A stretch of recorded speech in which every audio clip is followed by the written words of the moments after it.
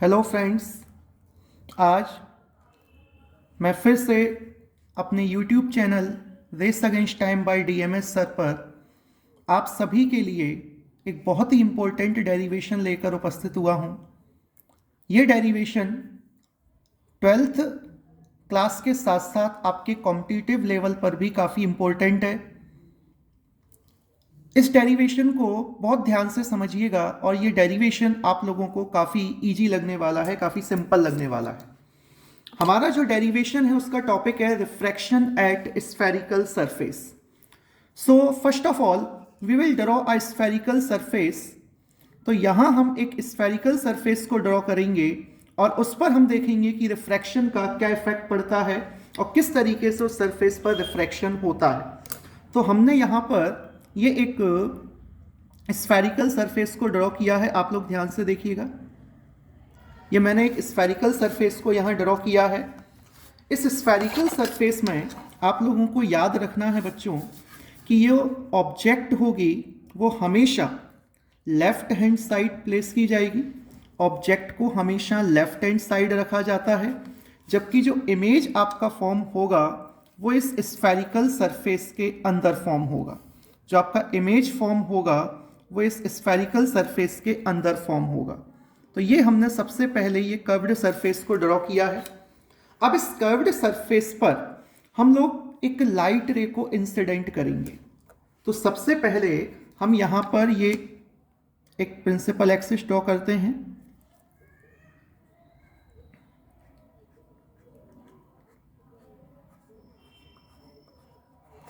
ये जो left side वाला मीडियम है, लेफ्ट साइड वाला जो मीडियम है, इस मीडियम का रिफ्रैक्टिव इंडेक्स हम लोगों ने कंसिडर किया है n1, और जो राइट साइड वाला जो मीडियम है इसका रिफ्रैक्टिव इंडेक्स हमने कंसिडर किया है n2।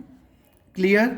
And please remember the refractive index of n1 is lesser than the refractive index of n2, means n2 is greater than n1। n2 is greater than n1 means ये जो medium है आपका second medium जो spherical surface के right side में है ये आपका डेंसर मीडियम होगा, और जो लेफ्ट साइड में है ये आपका रेयरर मीडियम होगा। So refractive index of rarer medium is n1 and refractive index of denser medium is n2। Okay, so a point object O is placed on the principal axis। Principal axis पर बच्चों ये point object है और इस point object से एक light रे travel करेगी टुवर्ड्स द स्फेरिकल सरफेस। ये लाइट रे आपका ट्रेवल कर रहा है टुवर्ड्स द स्फेरिकल सरफेस। जैसे ही लाइट रे इस पॉइंट पर स्ट्राइक करेगी, आप लोगों को मालूम है रिफ्रैक्शन क्या होता है कि whenever a light ray travels from a rarer medium to a denser medium it always bends towards the normal. वो हमेशा नॉर्मल की तरफ बेंड होगी। तो हमको सबसे पहले इस कर्व्ड सरफेस पर एक नॉर्मल ड्रॉ करना होगा। इस कर्व्ड सरफेस पर एक नॉर्मल ड्रॉ करना होगा। आइएगा हम इस कर्व्ड सरफेस पर एक नॉर्मल ड्रॉ करते हैं। तो इस कर्व्ड सरफेस पर ये मैं आपको एक नॉर्मल ड्रॉ कर रहा हूँ। ये नॉर्मल ड्रॉ करेंगे हम इस कर्व्ड सरफेस पर।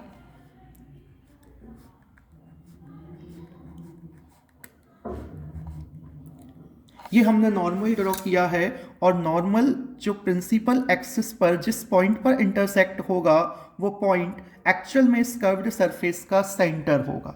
क्या होगा? इस कर्व्ड सरफेस का सेंटर होगा। लाइट रे आपका ट्रेवल कर रहा है rarer to denser medium, and जब light ray rarer to denser medium travel करेगा तो लाइट हमेशा नॉर्मल की तरफ बेंड होगी। लाइट हमेशा नॉर्मल की तरफ बेंड होगी और ये लाइट रे नॉर्मल की तरफ बेंड हो चुकी है। और इस पॉइंट पर आकर के आपको डेंसर मीडियम में इमेज का फॉर्मेशन होगा और ये इमेज आपका बनेगा आई। क्लियर? आप लोग एक और लाइट रे ट्रेवल कर सकते हैं अलोंग द प्रिंसिपल एक्सिस। ये एक लाइट रे जाएगी अलोंग द प्रिंसिपल एक्सिस। ये लाइट रे आपका जाएगा अलोंग द प्रिंसिपल एक्सिस। ये दोनों लाइट रे इस आई पर इंटरसेक्ट करेंगे और इस आई पॉइंट पर आपका इमेज का फॉर्मेशन होगा। इस पॉइंट को, जिस पॉइंट पर ये कर्व्ड सरफेस पर स्ट्राइक कर रहा है, इस पॉइंट को हमने ए कंसिडर किया है. This point is P and this is C centre and this is the position of image. याद रखिएगा बेटा कि जो इंसिडेंट लाइट रे है ये जब कभी नॉर्मल के साथ एंगल बनाती है तो इस एंगल को हम सभी एंगल ऑफ इंसिडेंस कहते हैं. And this is refracted light रे, और रिफ्रैक्टेड लाइट रे जो एंगल फॉर्म करती है उसे हम एंगल ऑफ रिफ्रैक्शन कहेंगे, उसे हम एंगल ऑफ रिफ्रैक्शन कहेंगे. ओके. प्रिंसिपल एक्सिस के साथ इमेज एक एंगल फॉर्म करेगी. Let this angle is beta and centre भी प्रिंसिपल एक्सिस के साथ एक एंगल फॉर्म करेगा. Let this angle is gamma and the angle formed by incident ray with the principal axis is alpha. ये हम लोगों ने कंसिडर कर लिया है. क्लियर. अब यहां आप लोग ध्यान से सुनिएगा बेटा कि जो ऑब्जेक्ट है, इस ऑब्जेक्ट का कर्व्ड सरफेस के पोल से जो सेपरेशन होगा, इस सेपरेशन को हम सभी स्मॉल u से डिनोट करेंगे. This is the position of object. और ऑब्जेक्ट का जो डिस्टेंस है from the spherical curved surface, इस डिस्टेंस को हमने u कंसिडर किया है. सेंटर का कर्व्ड सरफेस से जो सेपरेशन होगा इसे हम लोग r कहेंगे. r means radius of curvature. r will be the radius of curvature. So this value is radius of curvature. Clear. और जो इमेज का डिस्टेंस होता है, उस इमेज का डिस्टेंस को हम v से डिनोट करते हैं. हम किस लेटर से डिनोट करेंगे इसको? लेटर v से डिनोट करेंगे. ओके. ये आपका कंप्लीट डायग्राम है. आपको याद रखना है कि ये जो सेकंड मीडियम है ये आपका डेंसर मीडियम है. This is a denser medium. ये एक डेंसर मीडियम है. ये आप लोग याद रखिएगा. This is a denser medium. ये आप लोगों का एक डेंसर मीडियम है. ओके. अब हमको इस डेरिवेशन को स्टार्ट करना है. तो देखिएगा, इस डेरिवेशन को कंप्लीट करने के लिए हमें first of all i, r, इनकी वैल्यू पता होना चाहिए. क्यों? क्योंकि स्नेल्स लॉ में हम sine i divided by sine r equals to refractive index मानते हैं. ओके. तो हम लोग क्या करेंगे, आप लोग ध्यान से देखिएगा. तो फ्रॉम इसको फाइंड करने से पहले आप लोगों को एक काम और करना है बेटा कि यहां पर जो ए पॉइंट है, इस ए पॉइंट से इस प्रिंसिपल एक्सिस पर एक परपेंडिकुलर ड्रॉ करना है. ये परपेंडिकुलर आप ड्रॉ करेंगे और इस पॉइंट को हम लोग एन नाम देंगे. इसको हमने एन से डिनोट किया है. And this angle is 90 degree. This angle is 90 degree. Now from triangle आपको कौन सा ट्राइंगल लेना है? सबसे पहले देखिएगा AOC. इस AOC ट्राइंगल में from triangle AOC I equals to, आप लोगों ने मैथ्स क्लास में पढ़ा होगा exterior angle theorem. Then I equals to exterior angle alpha plus gamma. I equals to alpha plus gamma. I equals to आपका होगा alpha plus gamma. And from triangle AIC, where is AIC? This is AIC. यहां पर भी आप exterior angle theorem का इस्तेमाल करेंगे. Then gamma equals to R plus beta आप लिख सकते हैं. Gamma equals to R plus beta और R equals to gamma minus beta. Okay. ये रिलेशन हमने कैसे फाइंड किया? By using exterior angle theorem. By using exterior angle theorem.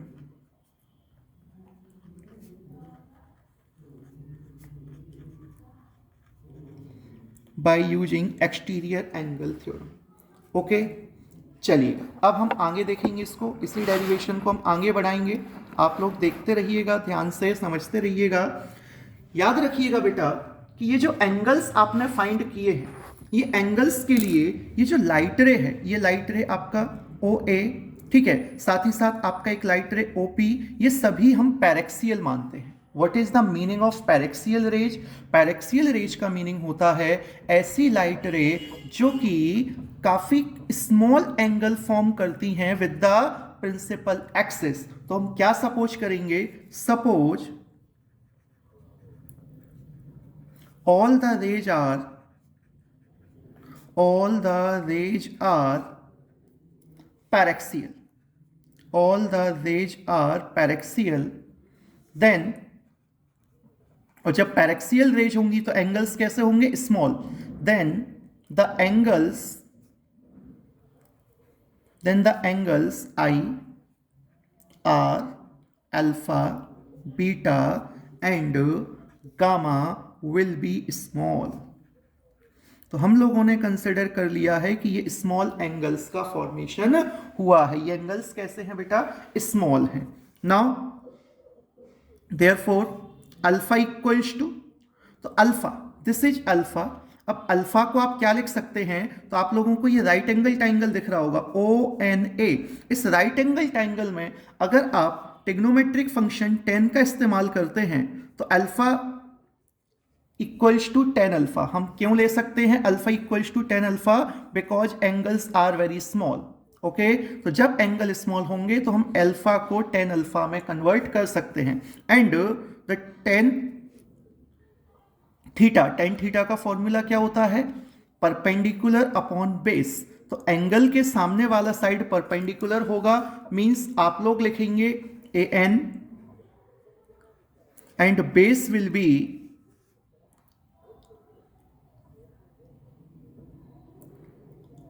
N O, base will be N O.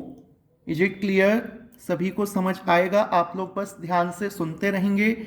A N, आप लोग A N को A N लिखेंगे। अब ये जो P पॉइंट है ये N के काफी क्लोज होगा। क्यों होगा क्लोज? क्योंकि ये जो आपका कर्व्ड सरफेस है, ये जो आपका कर्व्ड सरफेस है, इस कर्व्ड सरफेस का जो एपर्चर है वो स्मॉल कंसिडर किया जाएगा। ये अपर्चर काफी स्मॉल होता है, इतना बड़ा केवल आपको समझाने के लिए बनाया जाता है। अपर्चर स्मॉल होगा, और जब अपर्चर स्मॉल होगा तो एन और पी काफी क्लोज होंगे। तो हम एन ओ को क्या लिख सकते हैं? हम एन ओ को लिख सकते हैं ओपी। एन ओ को ओपी लिखा जा सकता है। Similarly beta equals to,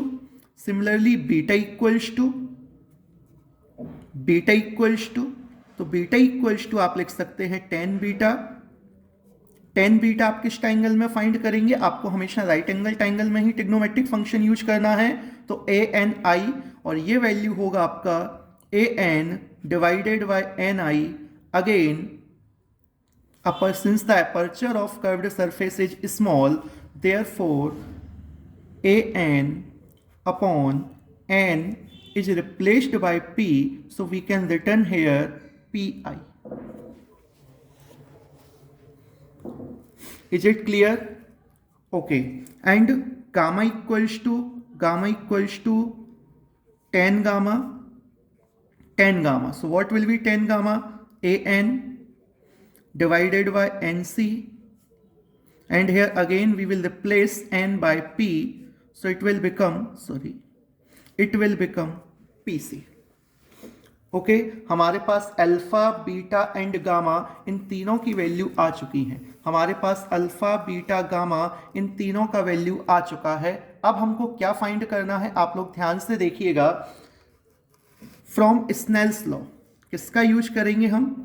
From Snell's law.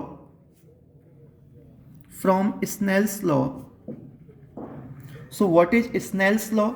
Snell's law is n1 upon n2 equals to sin r divided by sin I.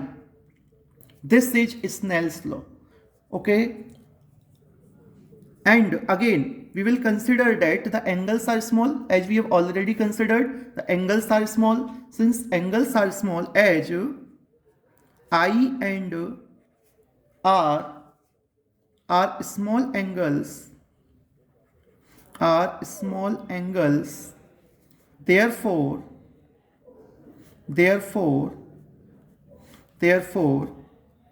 n1 upon n2 equals to R by I, or n1 into I equals to n2 into R. So whenever the angles are small, then we can replace sine theta by theta. We can replace sine theta by theta. When angles are small, we can replace sine theta by theta. Now we will put the value of I and R from the above equations, from the above values. Here I equals to alpha plus gamma, and R equals to gamma minus beta. Okay, so I का value आप यहाँ put करेंगे तो आपको result क्या मिलेगा? आपको result मिलेगा n1 into alpha plus gamma equals to n2 into, और R का वैल्यू आप पुट करेंगे गामा माइनस बीटा.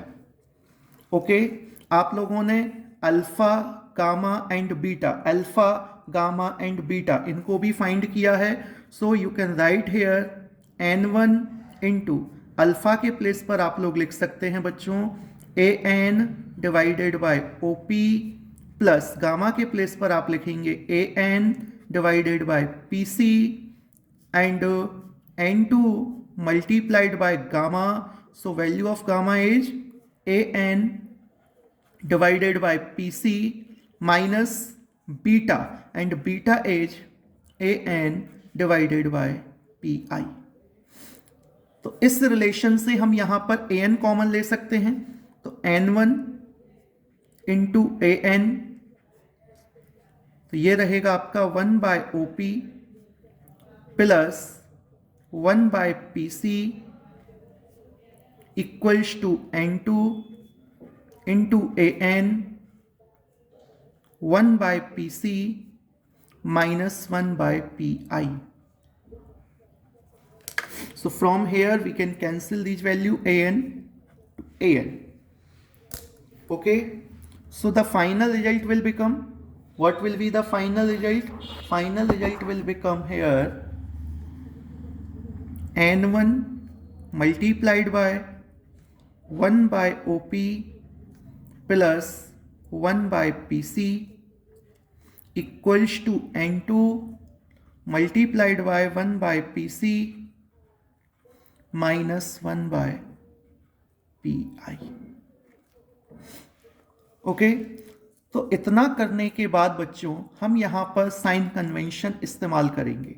याद रखिएगा, हमें OP, PC और PI का वैल्यू फाइंड करना है. OP, PC and PI. आप जरा इस डायग्राम में फिर से देखिएगा तो आप लोग क्या लिख सकते हैं? OP को आप लिखेंगे माइनस U. OP को आप लिखेंगे माइनस U. क्यों लिखेंगे? क्योंकि लाइट रे आपका ट्रेवल कर रहा है इस डायरेक्शन में, and all distances are measured from pole, और पोल से जब ऑब्जेक्ट का डिस्टेंस मेजर करेंगे तो अपोजिट डायरेक्शन में मेजर करेंगे, और जितनी भी डिस्टेंसेस अपोजिट डायरेक्शन में मेजर की जाती हैं वे सभी नेगेटिव ली जाती हैं. तो आप लोग OP क्या लिख सकते हैं? आप लोग OP का वैल्यू लिख सकते हैं माइनस U. हम लिखेंगे by using sign convention, by using sign convention,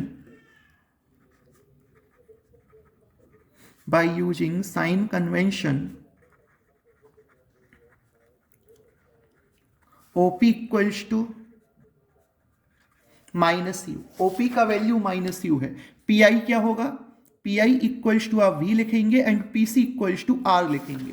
so PI equals to V and PC equals to R.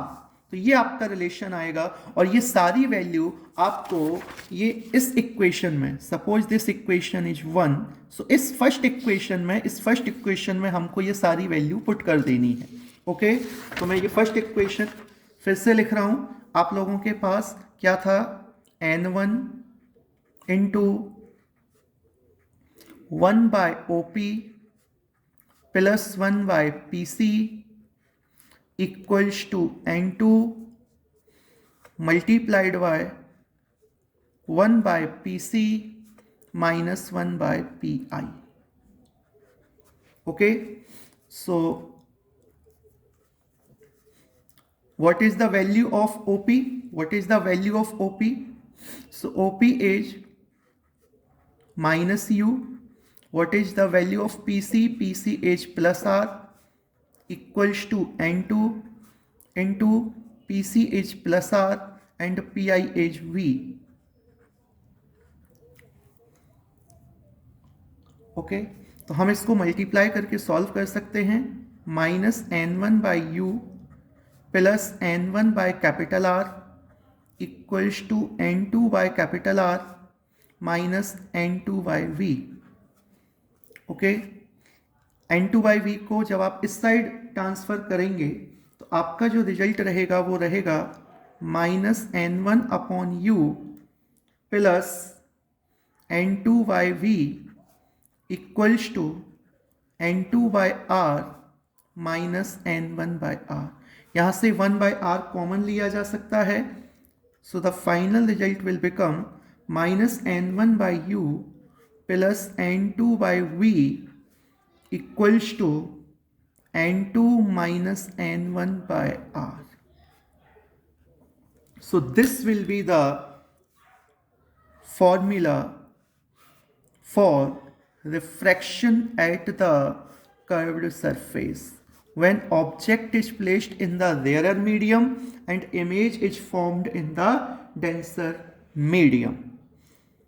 तो बच्चों, उम्मीद है कि आप लोगों को ये डेरिवेशन पसंद आया होगा, समझ भी आया होगा, और अगर आप लोगों को ये क्लास अच्छी लगी हो, आप लोगों का मेरा ये लेक्चर, मेरा ये एक्सप्लेनेशन समझ आया हो, तो आप लोग प्लीज़ मेरे YouTube channel race against time by DMS sir को सब्सक्राइब कीजिएगा, लाइक कीजिएगा और प्लीज़ शेयर कीजिएगा। साथ ही साथ बेल आइकन दबाना ना भूलें, जिससे कि जो भी वीडियो मैं आप लोगों को शेयर करूं वो आप लोगों को उसका नोटिफिकेशन आपके मोबाइल पर मिले।